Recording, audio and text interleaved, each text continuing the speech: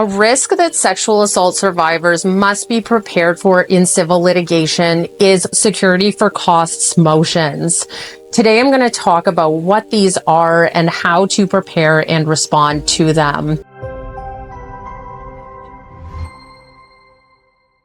I'm Natalie Gerry, the principal lawyer and founder of Gerry Law. I've helped hundreds of injured people get the compensation they deserve for their injuries, and I particularly work with sexual assault survivors and sexual abuse survivors to secure compensation and bring civil actions in relation to the abuse they've been through.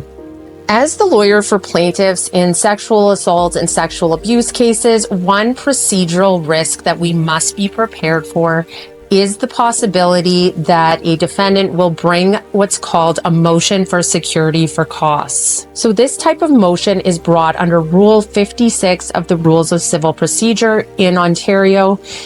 And these motions are typically brought by defendants who allege that there is a real risk that they will not be able to recover legal costs from the plaintiff if they ultimately succeed in having the lawsuit dismissed. Costs are the legal fees that the defendant has to pay, so these are the fees they pay to their lawyer. In Ontario, there's a loser pays system so that whoever loses the lawsuit is responsible for paying the other party's lawyer fees.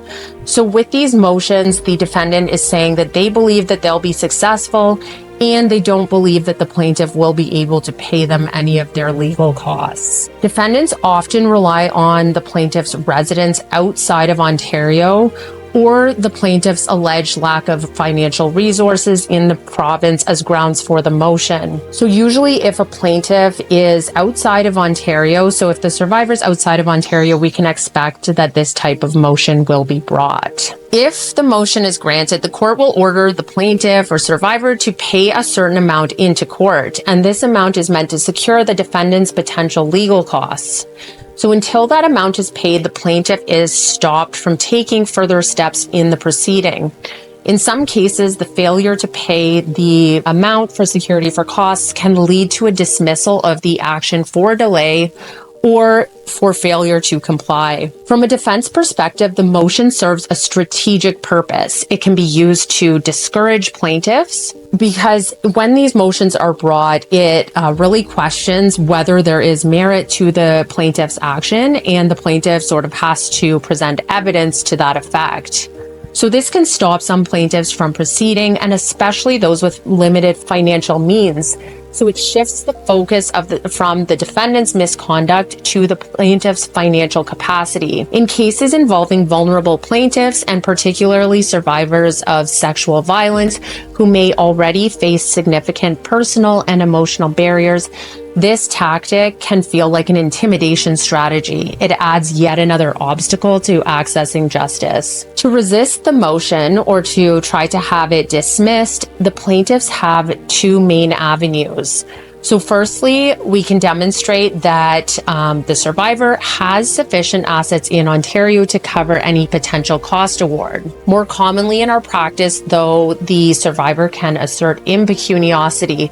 So that is that they can't afford to post the security for costs without effectively ending their ability to pursue their claim. So in those cases, the plaintiff must file detailed evidence of their financial situation, including why they have the inability to borrow the necessary funds. Additionally, the survivor must show that their claim has at least some merit.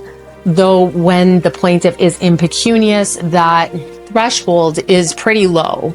Once impecuniosity is clearly established, we just have to show that there is some merit to the claim.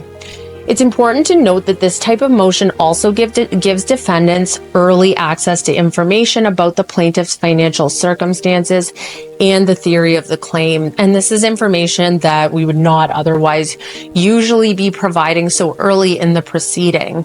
So that's part of the tactical advantage for the defense in bringing this type of motion. For survivors of sexual assault, a security for costs motion can be significant and a distressing hurdle, but it's not insurmountable. So we do have ways that we can defeat these motions.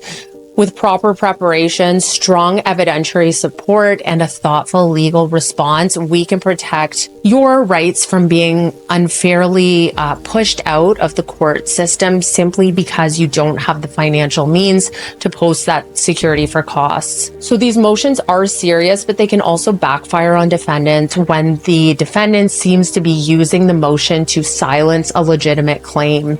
So the judge has the discretion to grant it or not, and access to justice remains a core principle that they must consider. So particularly when there are vulnerable plaintiffs asserting a serious legal allegation, the judge has to consider access to justice and will this motion effectively terminate the plaintiff's claim. If you have questions about your specific action or anything related to a motion for security for costs, I can be contacted at the information below and we can go through your particular circumstances.